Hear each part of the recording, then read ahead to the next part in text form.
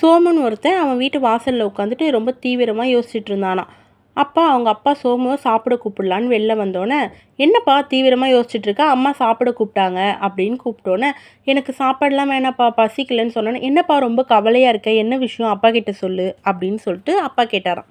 அதுக்கு சோமு சொன்னாராம், என்ன பண்ணுறதுனே தெரியல, ஒரு வழியாக படித்து முடிச்சிட்டேன்ப்பா, எங்கே வேலைக்கு போகிறது எப்படி போகிறதுன்னு தெரியல, யார்கிட்ட போய் கேட்குறதுன்னு தெரியல, எங்கப்பா இந்த நேரத்தில் நான் சாப்பிட்றது, போப்பா எனக்கு சாப்பாடெலாம் வேணாம், ரொம்ப கவலையாக இருக்குது அப்படின்னு சொன்னாராம்.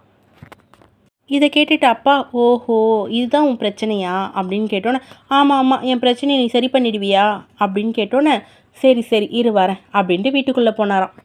வீட்டுக்குள்ளே போயிட்டு ஒரு கிளாஸ் நிறைய தண்ணி எடுத்துகிட்டு வந்து கையில் கொடுத்தாராம்.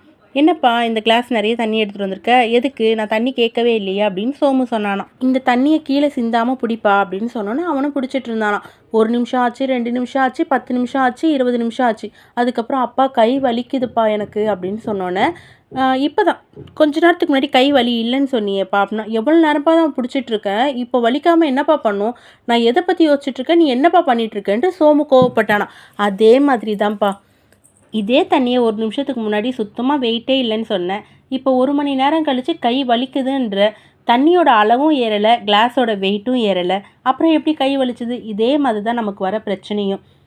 நம்ம 1 நிமிஷம் யோசித்து அதுக்கான முடிவை நம்ம தான் எடுக்கணும். அதை யோசிச்சுட்டே உட்காந்துட்டு இருந்தால் நம்ம முடிவும் கிடைக்க போகிறதில்ல, பிரச்சனையும் தீர போகிறதில்ல. இதே மாதிரி தாங்க நம்மள சில பேர் கூட இப்படி தான் யோசிக்கிறோம். வீட்டில் ஏதாவது கஷ்டம், ஏதோ ஒரு சின்ன பிரச்சனையாக இருந்தால் கூட அதை யோசித்து மனசில் குழப்பி அந்த கஷ்டத்துக்கு கடைசி வரைக்கும் நம்ம முடிவு எடுக்கவே முடிய மாட்டுது. ஏன்னா நம்ம குழம்புன குட்டை மாதிரி ஆயிடுறோம். அந்த மாதிரி இருக்காதீங்க, ரொம்ப தெளிவாக இருங்க. சரி, இன்றைக்கி ஒரு கொஷின் கேட்குறேன், பதில் சொல்கிறீங்களா? ஒரு நாளைக்கு நம்மளோட இதயம் எத்தனை முறை துடிக்கும் அப்படின்றது தான் கொஷின். இதுக்கான கரெக்ட் பதில் நீங்கள் கமெண்ட் செக்ஷனில் சொல்லிவிடுங்க. வீடியோ பிடிச்சிருந்தா கண்டிப்பாக சப்ஸ்கிரைப் பண்ணுங்கள். சப்ஸ்கிரைப் பண்ணிவிட்டு ஒரு லைக் பட்டனை ப்ரெஸ் பண்ணுங்கள். எதனா கேள்வி கேட்கணும் அப்படின்னாலும் கமெண்டில் சொல்லுங்கள். இது ஒரு ஈவினிங் ரொட்டீன் தான். ஹஸ்பண்ட் வரும்போது லேத்தோவும் வடை மசாலாவும் வாங்கிட்டு வந்தாங்க. இது ஒரு பர்மீஸ் ஃபுட், அதாவது பர்மா ஃபுட் சொல்லுவாங்க இல்லையா, அதுதான். ரொம்ப நல்லாயிருக்கும். ஃபஸ்ட்டு சாப்பிடும்போது பிடிக்காது, அதுக்கப்புறம் சாப்பிட தானாக பிடிச்சிரும். பசங்களுக்காக வச்சுட்டு இருந்தேன். ஹஸ்பண்ட் வந்தோடனே எப்பயுமே டீ சாப்பிட்ற பழக்கம் இருக்குது, அதனால் டீ.